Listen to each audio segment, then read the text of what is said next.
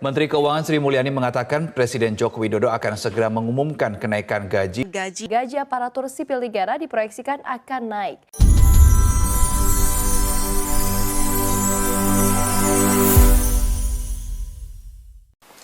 Yo, what's up guys? Kembali lagi di channel gua Sasaki Haise.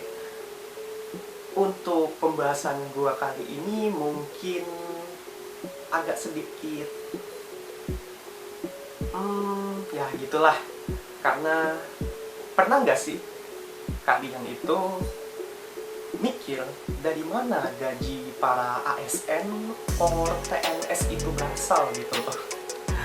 Ya, hari ini gue bakal bahas hal yang cukup jadi sorotan publik dan masyarakat terutama di Indonesia sendiri. Nah, di mana pekerjaan ASN atau PNS itu sangat diminati karena gajinya. Sebelum masuk ke pembahasan, tolong dong buat kalian yang belum subscribe, tolong klik subscribe dan nyalakan lonceng videonya karena akan selalu ada notifikasi dari pembahasan di channel gue ini yang menarik dan informatif untuk kalian semua. Oke, langsung aja ke pembahasannya. Dari mana gaji ASN atau PNS berasal? Ya, kalian mungkin tahu lah ya sebutan ASN atau PNS. ASN itu aparatur sipil negara atau PNS lah, pegawai negeri sipil ya, sebenarnya sama aja. Banyak dari masyarakat tuh pasti mikir karena apa gitu, gaji untuk para ASN atau PNS ini nggak main-main guys, dan bahkan untuk tunjangan ASN atau PNS ini itu juga sangat menggiurkan loh. Oke, mari gue jelaskan ya. Jadi untuk sistem pembayaran gaji ASN or PNS itu sebenarnya berasal dari APBN. Ya, APBN atau Anggaran Pendapatan dan Belanja Negara. So, bukan dibayar oleh pemerintah ya. Jadi kalau ada yang bilang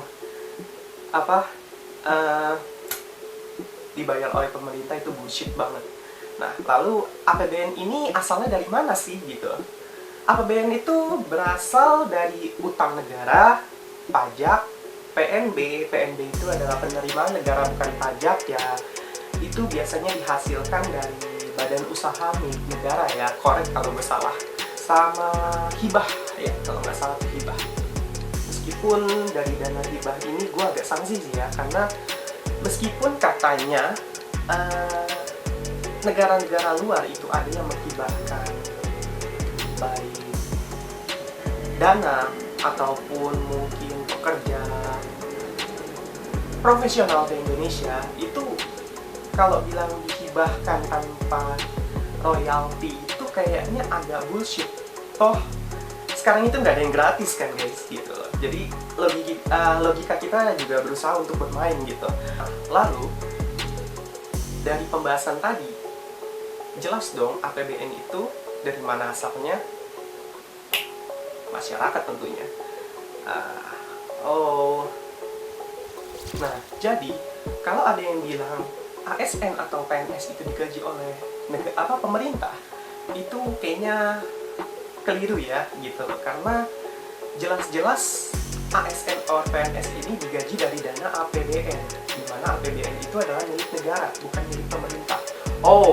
Atau mungkin gini maksudnya, karena negara itu kan adalah bentuknya, bukan orang yang menjalankan. Sedangkan yang menjalankan negara itu adalah pemerintahan. Jadi dianggapnya mungkin ya penggajiannya itu digaji oleh pemerintah karena dana dari APBN itu nggak bisa jalan dong kalau tanpa ada makhluk hidup yang menjalankan. Dan makhluk hidup yang menjalankannya ini pasti pemerintah. Jadi mungkin ada orang yang bilang yang menggaji ASN or PNS itu pemerintah, itu maksudnya. Oke. Korek kalau salah ya. Nah, mungkin ada juga nih yang bakal nyanggah kayak gini. Toh juga pihak-pihak swasta digaji sama masyarakat juga dong, masyarakat suatu negara juga dong. Mereka dapat uang dari mana kalau bukan dari masyarakat? It's okay, that's true. Nggak ada yang salah dan nggak bisa disangkal, emang benar. Pihak-pihak swasta itu juga mendapatkan uang dari negara. Nah, tapi ada tapinya, yang mana pihak swasta ada tapinya, yang mana pihak swasta ini itu kan rata-rata dia independen, berdiri sendiri. Nah, mereka berusaha untuk mendapatkan uang dengan effort, dan effortnya itu juga nggak main-main, guys. Dan untuk sistem pendapatan dari penggajian, maksudnya dari pihak swasta sendiri, itu juga nggak terus-terusan stabil, pasti fluktuasi, karena dia ngikutin dari target pasarnya. Toh juga target pasar itu nggak selalu dalam keadaan stabil, nggak selalu naik, nggak selalu turun juga, dan nggak selalu stuck di tengah gitu loh. Sedangkan mereka yang menjabat sebagai ASN atau PNS itu dominan memiliki penghasilan yang lebih stabil, bahkan naik gitu loh. Jadi beda ya antara ASN sama ASN atau PNS sama pihak swasta ya. Jadi mungkin untuk pendapatannya jelas sama-sama dari masyarakat, tapi effortnya beda. Di sini yang kita bahas itu effortnya, perbedaannya. Karena pihak swasta, ya kalian juga tahu lah ya gimana banyak perusahaan swasta itu yang effortnya gila-gilaan demi memenuhi kelangsungan hidup usahanya gitu. Nggak kayak para PNS atau ASN gitu yang udah jelas digaji dengan APBN, anggaran dari negara, dan stabil gitu. Nah, seperti yang tadi gue bilang, perbedaan dari ASN dan PNS itu stabil, sangat stabil, terutama pas di keadaan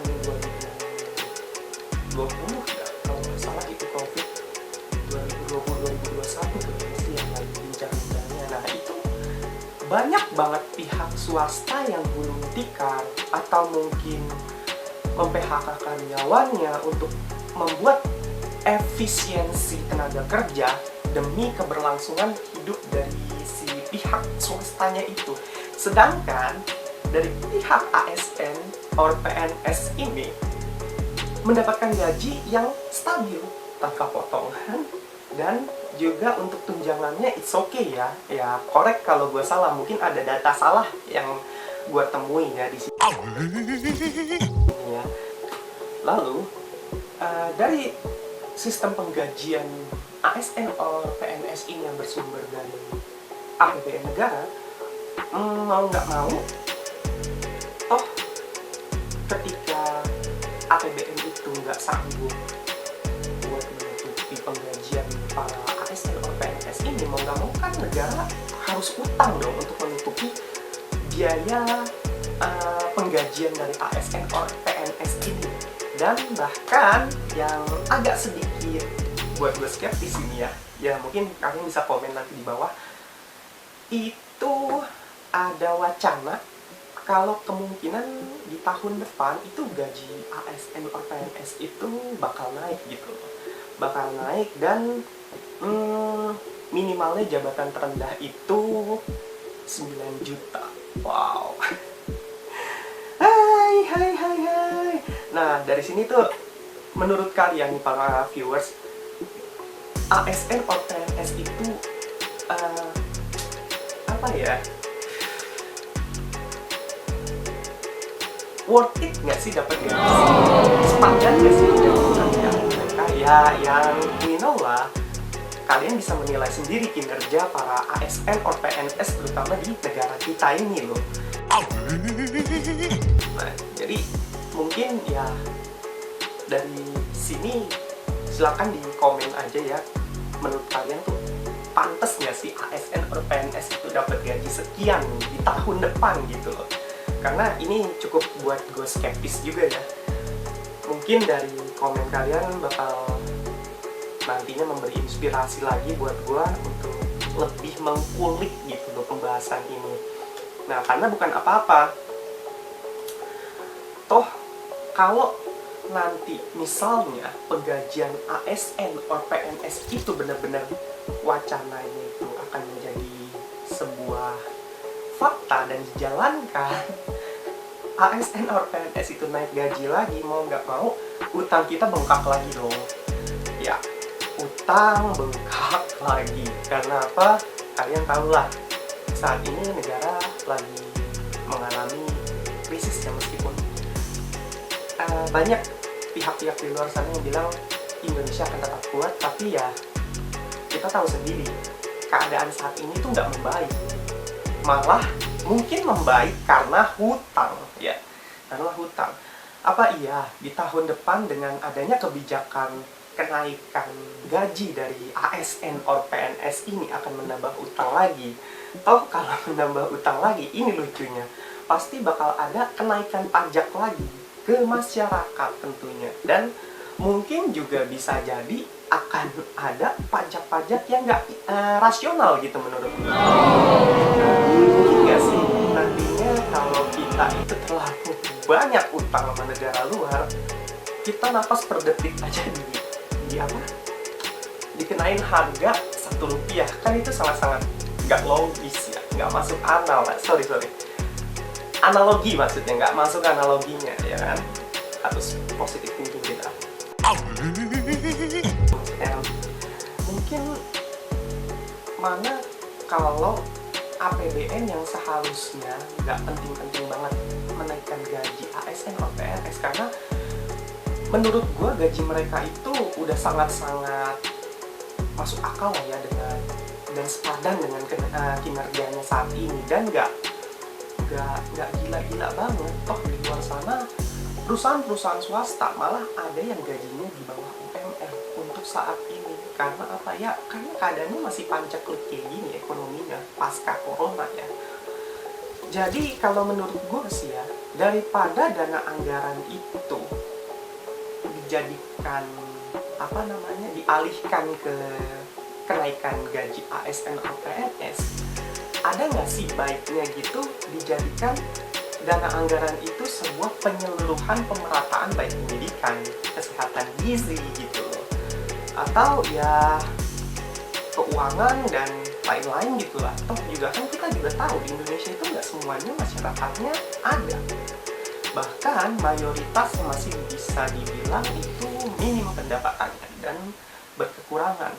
Karena kalau menurut gue nih ya, mungkin korek kalau gue salah, kalau menurut gue, jikalau anggaran tadi dipakai dengan benar untuk penyeluruhan pemerataan tadi ya, bukan buat tilet sana sini ya, soalnya kadang tuh ada di roda pemerintahan itu dalihnya buat pemerataan tapi malah ditilep sana sini, dan akhirnya uangnya kurang, jadi harus mau nggak mau ngutang lagi, udah kayak pinjol gitu loh.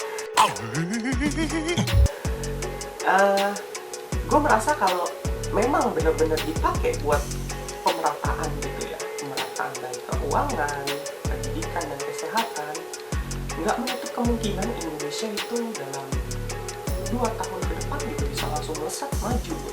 Kalau Oke, mungkin sampai sini dulu aja pembahasan gue kali ini. Untuk kalian yang belum subscribe, gue mohon klik subscribe dan loncengnya untuk mengetahui info menarik apa aja yang bakalan gue bawa di channel gue gitu. Dan pastinya kalau dari pembahasan ini bakal rame dengan komentar, gue bakal coba kulik lagi, memperdalam lagi tentang sistem penggajian ASN atau PNS ini. Atau mungkin gue juga akan menyeluruh untuk membahas tentang pajak ya, karena kita tahu lah ya, pajak di negara kita itu udah tinggi dan apa-apa serba pajak, tapi utang kita pun juga makin membengkak gitu loh, kayak nggak sepadan ya. Mungkin ya kita tahu sendirilah ya, sebagai warga negara sendiri itu juga pasti tahu problematika apa yang ada di negara ini ya. Begitu aja mungkin. See you the next video. Ciao.